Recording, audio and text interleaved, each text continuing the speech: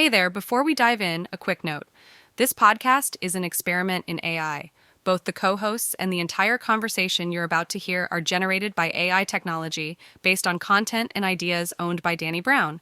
So sit back, relax, and enjoy this unique AI-powered experience. Welcome to the Deep Dive, where we aim to cut through the noise and get straight to the insights you need. Today, we're diving headfirst into a topic that, well, it sparks a ton of questions for podcasters everywhere. Sponsorships. Should you run them? How do you even find them? Are they actually worth the hassle? Yeah. It often feels less like a clear path and maybe more like hacking through a jungle, right? So much conflicting advice out there. It really is. That jungle analogy is pretty spot on. Yeah. Navigating it can be genuinely daunting. A lot of creators, quite understandably, see sponsorships as, a vital step, help sustain their passion, grow the show. But yeah, the path to finding partnerships that actually work, that feel right, it's not always obvious, it's easy to get turned around. Exactly. And that's precisely why we're excited about this deep dive today. We're using a fantastic source, Podcast Sponsorships, Common Questions and Honest Answers by Danny from Be a Better Podcaster.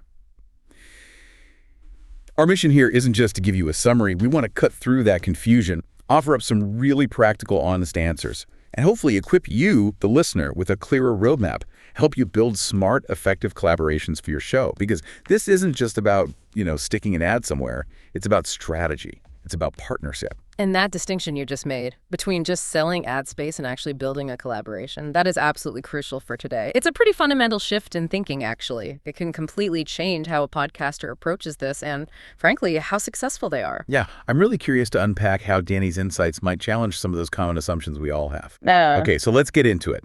How are podcasters actually landing these sponsorships? Danny outlines two main ways. What's the first one? The one that maybe feels a bit more proactive. Well, the first method, and yeah, probably the one that feels most active for the podcaster, is direct pitching. This is where you, the podcaster, are the one reaching out to brands directly. The second way, which I think a lot of people might see as the ideal scenario, is when companies actually seek you out. They come looking for podcasts because they already see the value there. They get it. And on that direct pitching point, the source really hammers home that it works best when you truly know your audience, like inside and out. And you can show exactly how that audience aligns with what a specific brand is trying to achieve. I admit, the phrase cold outreach used to sound, terrifying to me, just picturing sending emails into the void.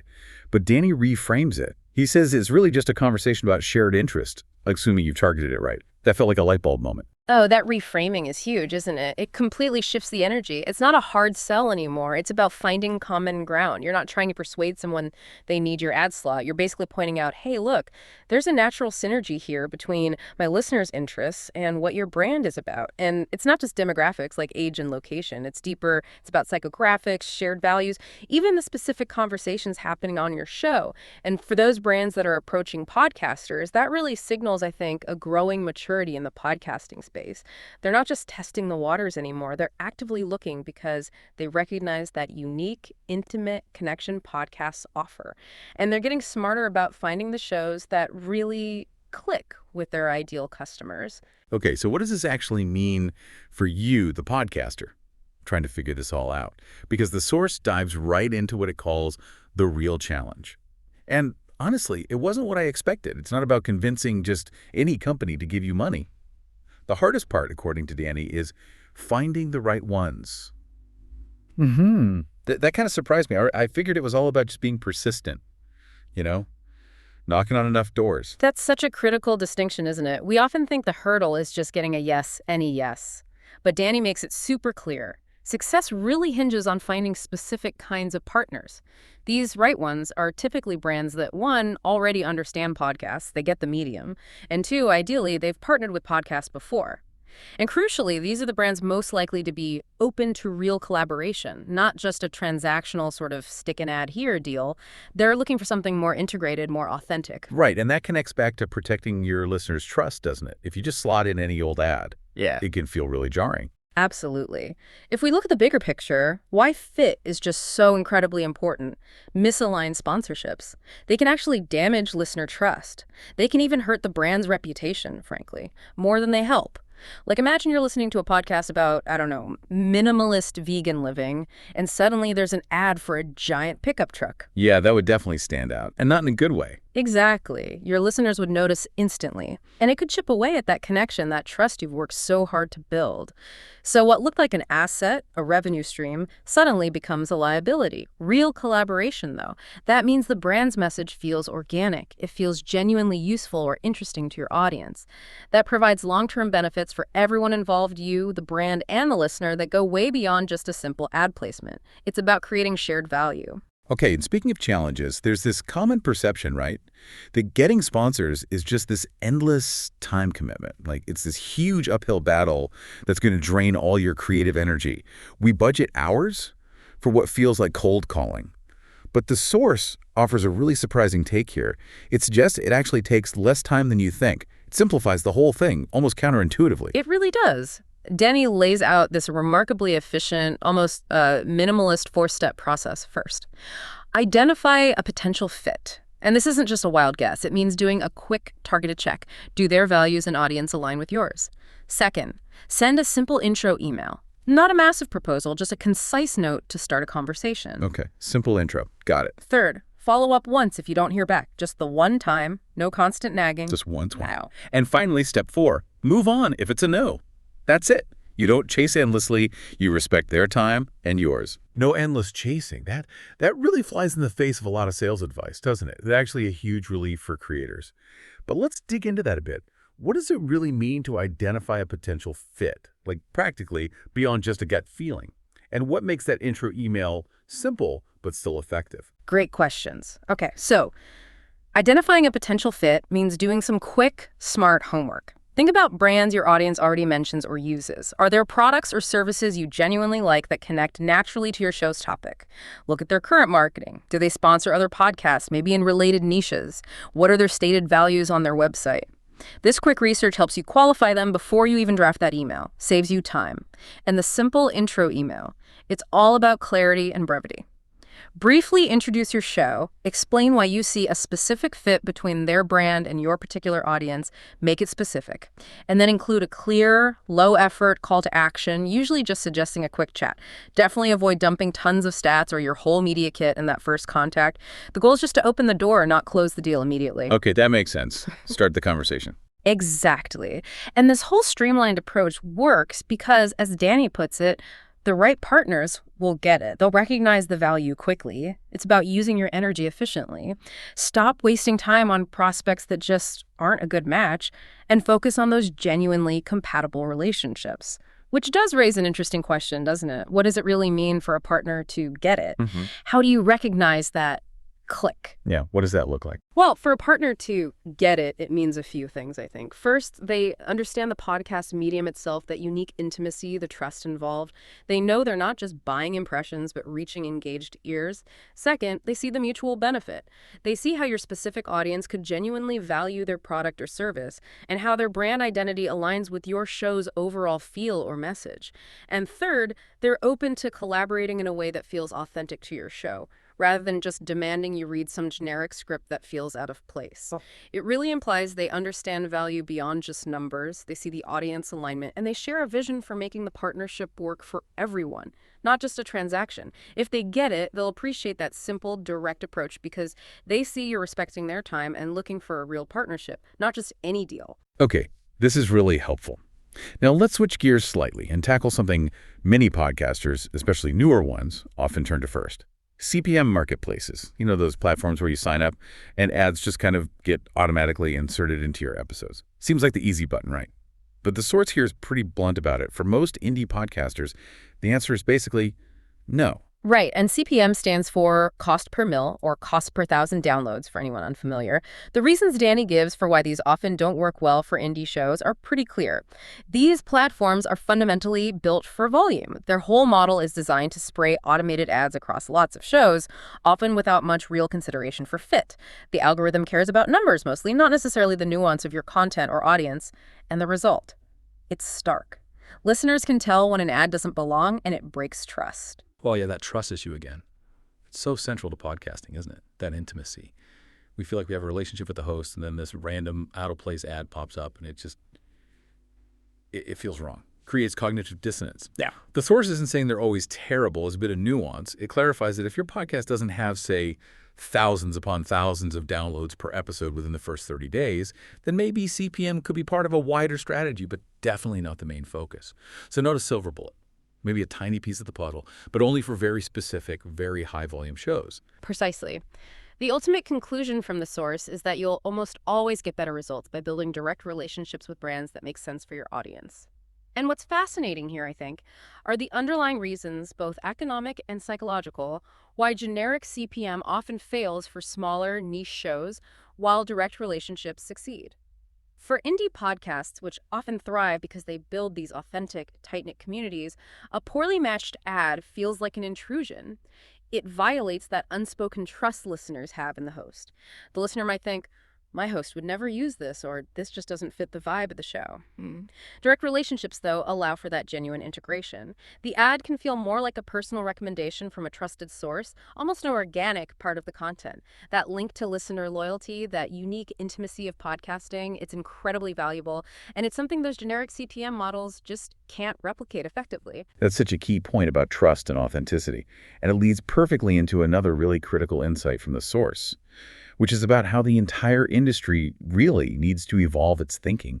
Brands need to stop obsessing over big downloads. For so long, that felt like the only metric anyone cared about. Size, size, size. Yeah, it's a fundamental shift in how we understand audience value. And honestly, it's long overdue. The core argument Danny makes is simple. Numbers don't equal engagement. Plain and simple. He explicitly says, I'd take a smaller, deeply engaged audience over a massive but passive one any day. And that's not just, a nice sentiment. It's a recognition of where the real marketing impact, the real return on investment often lies. 100 listeners who hang on every word, who trust the host, who actually act on recommendations. They're far more valuable than 1,000 people who just let it play in the background and forget it instantly. Which puts the onus back on us, the podcasters, right? Our role becomes making sure you're showing the value of your audience and why a brand would benefit from working with you. It's about communicating the quality of that connection, not just the sheer quantity of listeners. But, okay, for many podcasters, especially if they're newer to thinking about sponsorships, how do you actually measure that engagement? And then how do you effectively communicate it to a potential sponsor, going beyond just the download number? What are the practical metrics? Right. This is where the real work happens, but also where the real opportunity lies, particularly for indie shows. You can definitely measure and communicate engagement beyond just raw downloads. Think about things like, 1, listen through rates, or LTR. What percentage of your episode are people actually listening to? High LTR means deep engagement, not just a click and bounce. Many hosting platforms offer this data now. Okay, LTR. Good one. 2, audience demographics and psychographics. Go deeper than age and location. What are their interests? What other shows do they like? What do they care about? You can get this from listener surveys, maybe analyzing your community interaction. Surveys, community. 3, community interaction itself. Are people commenting on social media, sending you emails, active in a Facebook group or Discord? You can share testimonials, screenshots of great conversations, examples of listener contributions. 4, call to action or CTA, performance. If you've had sponsors before, or even just asked listeners to check out a link or use a discount code, track how that performed. That's direct proof of influence. Right, actual results. And 5, don't forget qualitative feedback. Share those glowing reviews, those heartfelt emails or DMs from listeners talking about the impact your show has on them. That human element, it can be incredibly persuasive. You pull this together, maybe in a concise, visually appealing media kit, just 2 or 3 pages perhaps, and you tell a story about your audience's quality and responsiveness that raw download numbers just can't capture. That makes so much sense. It's about painting a richer picture. This whole deep dive, it really seems to be hammering home one overarching message, doesn't it? Sponsorships aren't really about just chasing every possible ad dollar that comes your way or signing up for every platform and hoping something sticks. It really sounds like it's about building partnerships that make sense for you, your audience, and the brand. It feels more sustainable, more grounded in integrity. Absolutely. That's the core philosophy. And Danny does a great job distilling this into some clear, actionable takeaways. First, Keep it simple. Find the right fit. Don't overcomplicate it. Don't cast your net ridiculously wide. Focus. Second, focus on engagement. Really understand and articulate that a smaller, deeply connected audience can be way more valuable than a huge, passive one, and maybe the most powerful one. Don't be afraid to say no when it's not aligned. That last one, saying no, that really resonates. It can feel incredibly difficult, can it? Especially when you're trying to monetize your work, but saying no to the wrong fit. It says so much about your show's integrity, about your respect for your audience. It feels like an investment in the long-term health of your podcast, rather than just a short-term cash grab. That's exactly right. And it brings up a really important question for every podcaster listening to ask themselves. What does aligned truly mean for your show? In the context of your specific content, your values, your audience's expectations, your show's integrity, it's really about making sure any partnership reinforces who you are, respects the listeners you've cultivated, and feels authentic coming from you.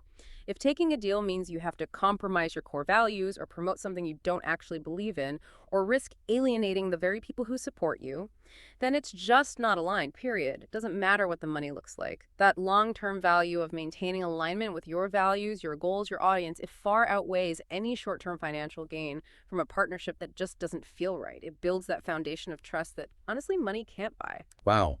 What a fantastic deep dive into the world of podcast sponsorships. So much practical advice there.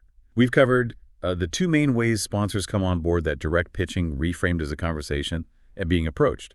We really dug into the real challenge, finding the right fit, focusing on brands that actually understand podcasting. We busted the myth about it being an endless time suck, revealing Danny's super efficient 4-step process, and we got pretty clear on why those generic CPM marketplaces, probably not the best bet for most indie shows. And critically, we highlighted that industry shift, moving away from just obsessing over huge download numbers and towards valuing that deep, meaningful engagement. And ultimately, it all comes back to that core philosophy, doesn't it? Seeking genuine partnerships, not just payments, prioritizing fit, really focusing on engagement, and importantly, having the confidence to say no when something isn't aligned with your show's core values. Those really feel like the keys. Absolutely. Which leaves us, and you, the listener, with a final provocative thought to maybe mull over. If the real goal here is building partnerships that genuinely make sense for you, for your audience, and for the brand, then what unique value does your podcast offer regardless of its current size, that an ideal partner might not even realize they're looking for yet? Think about it. How could rethinking value beyond just audience numbers? Maybe it's your unique community, your specific niche perspective, a particular problem your show helps listeners solve. How could that open up entirely new sponsorship possibilities you haven't even considered before? Something to think about. Thank you so much for joining us on The Deep Dive. We really hope this has given you a clearer, more confident path forward with sponsorships.